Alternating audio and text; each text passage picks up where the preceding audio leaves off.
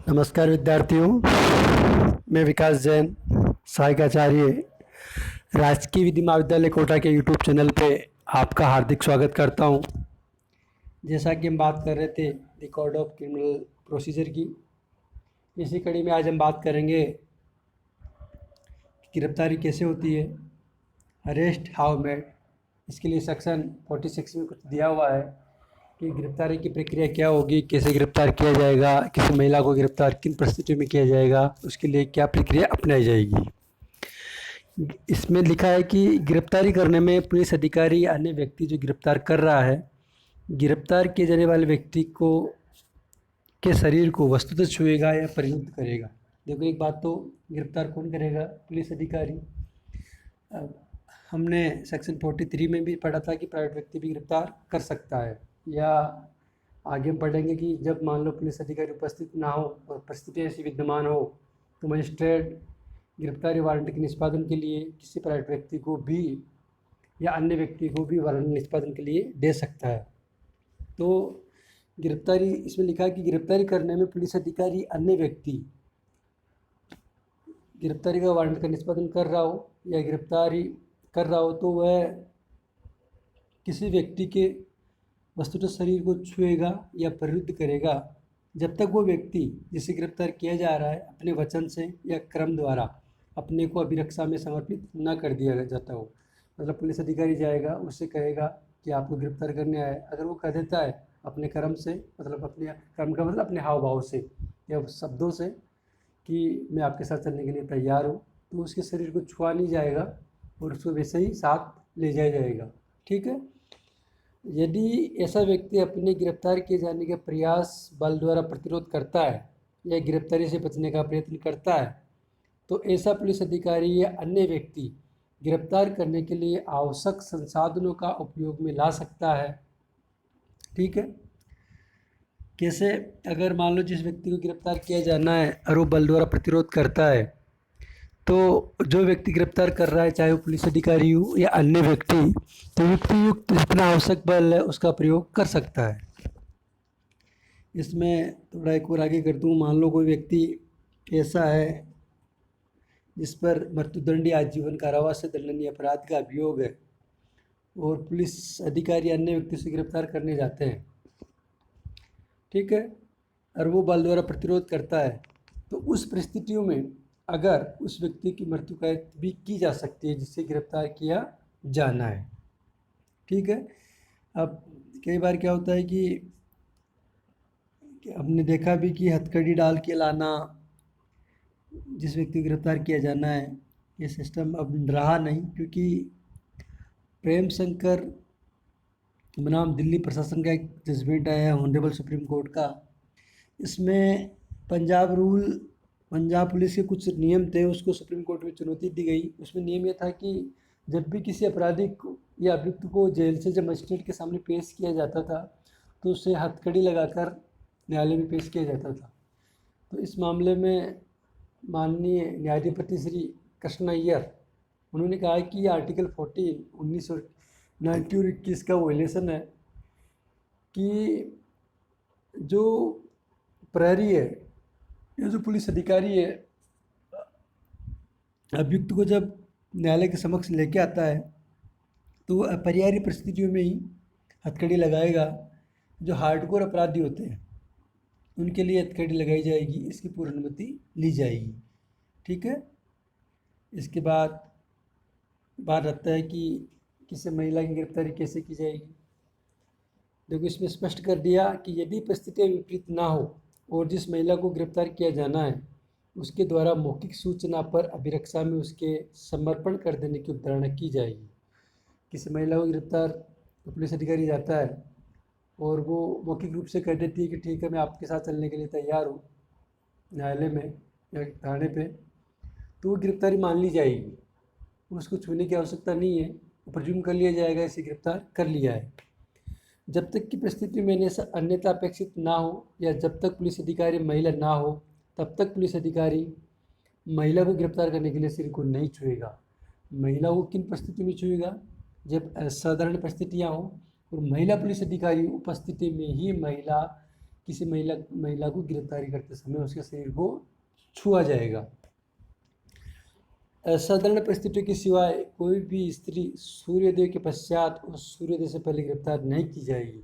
मतलब रात्रि को किसी महिला को गिरफ्तार नहीं किया जा सकता अगर परिस्थिति ऐसी नहीं है। तो अगर मान लो परिस्थिति ऐसी विद्यमान है तो साहब महिला को रात्रि में गिरफ्तार किया जाना है, अर्थात सूर्यास्त व सूर्योदय से पूर्व। तो उसके लिए प्रक्रिया निश्चित है कि उसे गिरफ्तार करने कौन जाएगा। पहला तो महिला पुलिस अधिकारी होगी, दूसरा जिस क्षेत्र में उसको गिरफ्तार किया जाना है या जिसकी अधिकारिता में गिरफ्तार किया जाना है, तो उस महिला पुलिस अधिकारी द्वारा लिखित में उस प्रथम श्रेणी न्यायिक मजिस्ट्रेट के समक्ष रिपोर्ट करेगी, उससे अनुमति लेगी कि आपकी स्थानीय अधिकारिता के भीतर अमुक महिला ने अपराध किया है या वो उपस्थित है और उसकी गिरफ्तारी की जानी है। तब ही सूर्यास्त और सूर्योदय के पूर्व किसी महिला को गिरफ्तार किसी महिला पुलिस अधिकारी द्वारा किया जा सकता है। ठीक है, ये तो बात हो गई गिरफ्तारी की।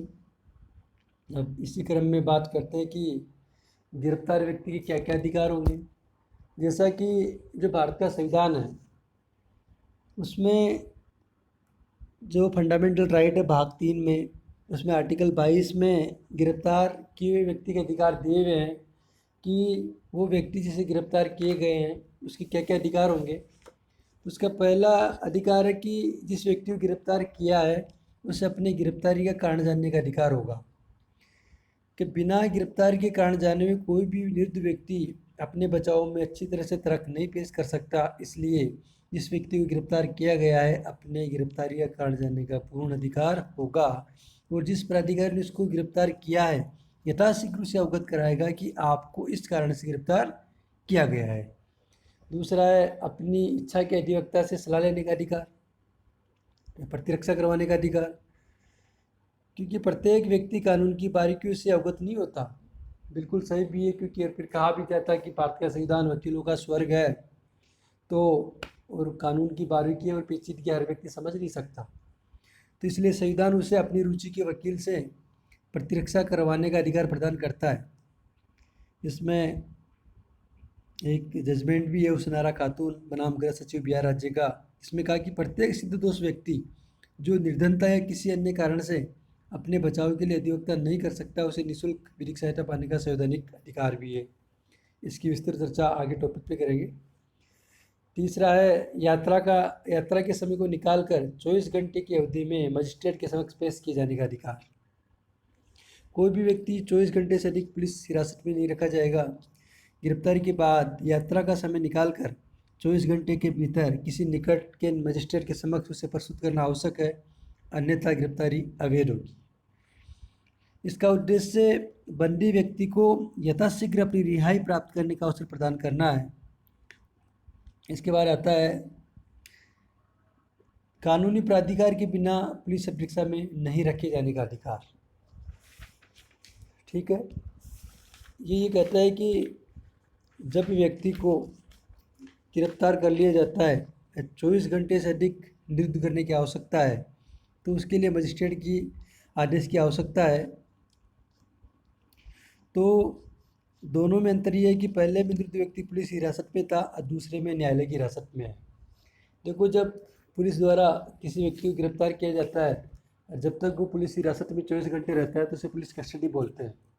और जब वो न्यायालय के समक्ष पेश कर दिया जाता है तो न्यायालय द्वारा उसे अगर अभिरक्षा में भेजता है तो पुलिस हिरासत में भी भेज सकता है और न्यायिक अभिरक्षा में भेज सकता है। इसके संबंध में CRPC में धारा 167 को उसके साथ पढ़ना पड़ेगा।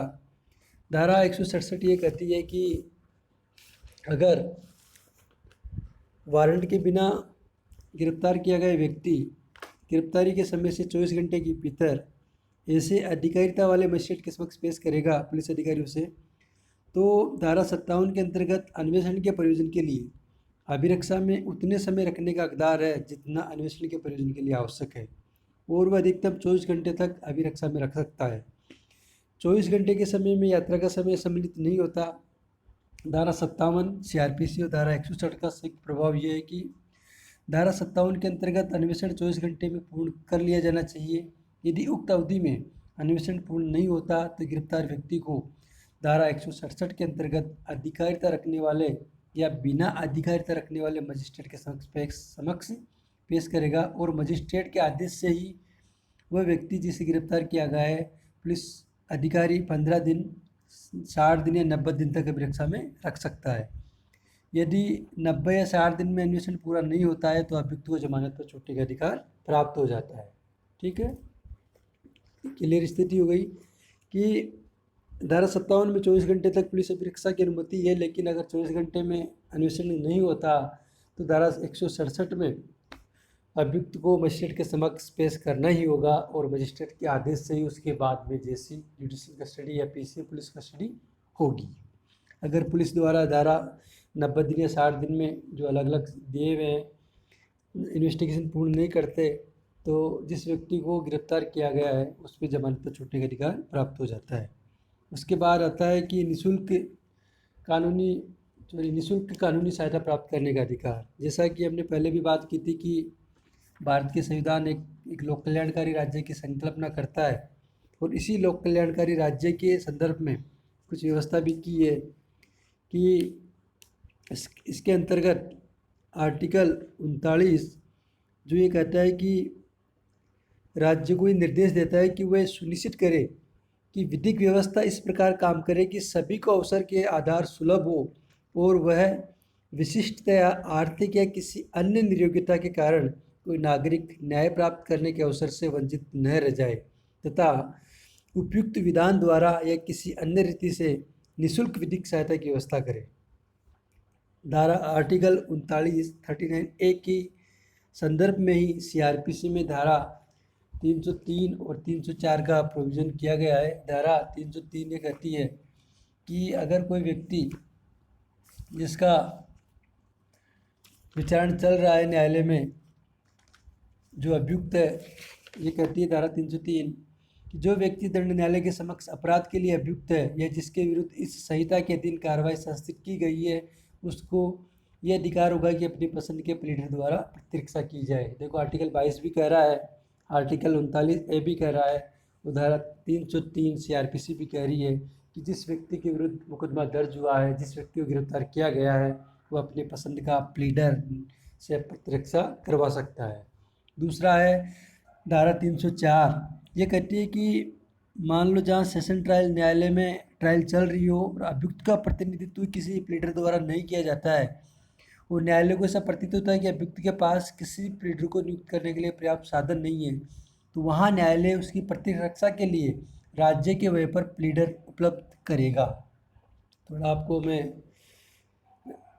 पीछे ले जाता हूँ। ये भारत के पर जो मुंबई में ताज होटल पे जो हमला हुआ था, आमिर कसाब जिसमें जिंदा पाकिस्तानी आतंकवादी गिरफ्तार किया गया था, तो उसको भी भारत के संविधान ने आर्टिकल 39A के तहत निःशुल्क विधिक सहायता दी थी। वो धारा 304 सीआरपीसी, क्योंकि उसकी सेशन ट्रायल हुई थी तो उसकी प्रतिरक्षा के लिए राज्य के व्यय पर अधिवक्ता उपलब्ध करवाया गया था। ये सेशन ट्रायल की बात हो गई। और मजिस्ट्रेट न्यायालय में भी अगर ऐसा लगता है न्यायालय को तो राज्य सरकार द्वारा अधिसूचना जारी करेगी और उस व्यक्ति के लिए जिसकी विरुद्ध मामला चल रहा है, जिस प्रकार सेशन न्यायालय में राज्य के व्यय पर प्लीडर उपलब्ध होगा उसी प्रकार मजिस्ट्रेट के न्यायालय में भी राज्य के व्यय पर प्लीडर उपलब्ध हो सकेगा। इसके बाद आता है कि अपना बचाव करने तथा बचाव में न्यायालय के सामने साक्ष्य पेश करने का अधिकार। जो व्यक्ति है जिसके विरुद्ध मामला चल रहा है तो उस व्यक्ति को न्यायालय में एविडेंस पेश करने का अधिकार भी होगा और अपना बचाव करने का पूर्ण अधिकार प्राप्त होगा। जमानती अपराध में जमानत पर छोड़ने का अधिकार बशर्ते कि जमानत की औपचारिकता पूरी करें। धारा 436 सीआरपीसी जमानती अपराध में अपराधी को ये अधिकार देती है कि अगर अपराध जमानती है और जमानत की औपचारिकता वो पूरी कर देता है तो उसे जमानत पर छूटने का अधिकार प्राप्त हो जाता है। इसमें लिखा है कि जब मुलजिम को जमानती अपराध के अभियुक्त व्यक्ति से भिन्न, मतलब जमानती अपराध के मामले में पुलिस के थाने के बारसात एक अधिकारी द्वारा बिना वारंट के गिरफ्तार किया जाता है या निरुद्ध किया जाता है तो न्यायालय के समक्ष हाजिर होता है या लाया जाता है, तो ऐसे व्यक्ति को न्यायालय द्वारा जमानत पर छोड़ दिया जाएगा। मान लो कोई ऐसा व्यक्ति है जो निर्धन है और जमानत देने में असमर्थ है, 7 दिन हो गए साहब उसको, 1 सप्ताह बीत गया गिरफ्तारी की तारीख से और जमानत देने में असमर्थ है, वहाँ अधिकारी न्यायालय उपधारणा करेगा कि वह व्यक्ति निर्धन है। वो निर्धन व्यक्ति को जमानत के बजाय उसके पश्चात उपबंधित प्रकार से हाजिर होने के लिए प्रतिपूरहित बंद पत्र निष्पादित करने पर उन्मोचित कर दिया जाएगा। ठीक है, डिस्चार्ज कर देंगे उसको। निर्धन व्यक्ति है, 7 दिन हो गए न्यायालय में जमानत देने से असमर्थ है, तो उस व्यक्ति को जो प्रतिपूरहित जमानत बंद पत्र पर देने पर उसको उन्मोचित कर दिया जाएगा। इसके बाद आता है अजमानती अपराध में जमानत का आवेदन पेश करने का अधिकार। देखो, धारा 437 अजमानती अपराधों में जमानत के बारे में प्रावधान करती है कि धारा 437 केवल जमानत का आवेदन करने का अधिकार देती है। यह मजिस्ट्रेट का विवेकाधिकार है कि वो जमानत दे या नहीं दे। अगर मजिस्ट्रेट जमानत का आवेदन खारिज कर दे तो जमानत का आवेदन सत्र न्यायालय में पेश करने का अधिकार होगा। अगर सत्र न्यायालय के आवेदन खारिज कर दे तो वो व्यक्ति उच्च न्यायालय के सामने जमानत का आवेदन कर सकता है। अगर उच्च न्यायालय भी बेल खारिज कर दे तो वो व्यक्ति आर्टिकल 136 के अंतर्गत सुप्रीम कोर्ट में विशेष इजाज़त पर आवेदन किया जा सकता है। इसके बाद है मेडिकल परीक्षण का अधिकार। अगर गिरफ्तार किया गया व्यक्ति ये समझता है कि उसका मेडिकल परीक्षण उसके पक्ष में कोई साक्ष्य प्रदान करेगा तो इसी दशा में मजिस्ट्रेट के सामने मेडिकल एग्जामिनेशन का आवेदन देगा। अगर मजिस्ट्रेट ये पाता है कि आवेदन का आधार झूठा है या देरी करने का आशय किया गया है तो आवेदन खारिज कर देगा। धारा 54 के अंतर्गत यदि मजिस्ट्रेट मेडिकल एग्जाम का आदेश देता है तो ऐसे व्यक्ति मेडिकल एग्जाम रजिस्टर्ड चिकित्सा व्यवसाय द्वारा किया जाएगा। देखो, जब किसी व्यक्ति को गिरफ्तार किया जाता है तो पुलिस द्वारा उसका मेडिकल एग्जामिनेशन करवाई जाती है और उसकी एक प्रति उस व्यक्ति को जिसका मेडिकल एग्जामिनेशन हुआ है प्रति दी जाती है। उसके बाद आता है नामजद व्यक्ति को सूचना देने का अधिकार। Article 50A section 50A CRPC धारा 50A कहती है कि जिस व्यक्ति को गिरफ्तार किया गया है उस व्यक्ति के नामित व्यक्ति को जानकारी देने की बाध्यता होती है। देखो, जब पुलिस किसी व्यक्ति को गिरफ्तार करती है तो एक गिरफ्तारी की फर्द बनाती है। उस गिरफ्तारी की फर्द में नीचे एक लाइन डालते हैं कि हमने, वो फर्द इस तरह होती है कि इस समय स्थान से इन व्यक्तियों की उपस्थिति में अमुक व्यक्ति की गिरफ्तार किया गया और इसके इस रिश्तेदार या नातेदार को जिसके मोबाइल नंबर ये है गिरफ्तारी की सूचना दी गई। अगर ऐसा भी नहीं होता, पहली प्रक्रिया तो ये होती है। दूसरी प्रक्रिया, जब व्यक्ति को गिरफ्तार करके थाने में लाया जाता है तो थाने में एक रजिस्टर मेंटेन होता है। उस रजिस्टर में इंदराज होता है कि जिस व्यक्ति को गिरफ्तार किया गया है उसकी सूचना किसको दी गई। जब उस व्यक्ति को पुलिस के मजिस्ट्रेट के समक्ष या न्यायालय के समक्ष लाया जाता है तो न्यायालय ये तय करता है, उस गिरफ्तारी फर्द में लिखा होता है, न्यायालय देखता है कि जिस व्यक्ति को गिरफ्तार किया गया है उसके परिवार वाले मित्रों को या नामजद को इसकी सूचना दी या नहीं दी गई। इसका उद्देश्य यही रहता है कि व्यक्ति अपनी प्रतिरक्षा कर सके। जो गिरफ्तारी है उसमें आगे उसका अधिकार है कि गिरफ्तार किए गए व्यक्ति को स्वास्थ्य और सुरक्षा का अधिकार। देखो, धारा 55A गिरफ्तार किए गए व्यक्ति को ये अधिकार है कि अभियुक्त को अभिरक्षा में रखने वाला व्यक्ति का ये कर्तव्य होगा कि वह अभियुक्त के स्वास्थ्य और सुरक्षा का युक्त देखभाल रखे। अगर पुलिस अभिरक्षा में किसी व्यक्ति की मृत्यु हो जाए तो धारा 174 CRPC के अंतर्गत और धारा 176 CRPC मृत्यु के कारण मजिस्ट्रेट द्वारा जांच। अगर कोई व्यक्ति पुलिस अभिरक्षा में उसकी मृत्यु हो जाती है तो उसकी इन्वेस्टिगेशन तो होगा ही, उसके अतिरिक्त किसी मजिस्ट्रेट द्वारा या न्यायालय द्वारा उसकी इंक्वेस्ट रिपोर्ट बोलते हैं, जिसे इंक्वेस्ट रिपोर्ट तैयार होगी inquiry by magistrate into the case of death. मतलब अगर कोई व्यक्ति पुलिस अभिरक्षा में उसकी मृत्यु हो जाती है कि तो पुलिस अभिरक्षा में तो इस संहिता के अधीन मजिस्ट्रेट या न्यायालय द्वारा प्राधिकृत किसी अन्य अभिरक्षा में तो पुलिस द्वारा की गई जांच या अन्वेषण के अतिरिक्त यथास्थिति न्यायिक मजिस्ट्रेट, महानगर मजिस्ट्रेट जिसकी अधिकारिता की स्थानीय सीमाओं के भीतर अपराध किया गया है जांच की जाएगी। देखो इसका इन्वेस्टिगेशन तो होगा ही, लेकिन जुडिशल मजिस्ट्रेट द्वारा भी इसकी इंक्वायरी होगी अगर पुलिस अभिरक्षा में किसी व्यक्ति की मृत्यु हो जाती है। तो गिरफ्तार किए व्यक्ति को अपने स्वास्थ्य और सुरक्षा का भी अधिकार है। ये नहीं कि जब पुलिस ने गिरफ्तार कर लिया और उसकी मारपीट शुरू कर दी। ठीक है। इसके बाद बात होता है कि गिरफ्तारी हमेशा दंड प्रक्रिया संहिता के अनुसार की जाएगी।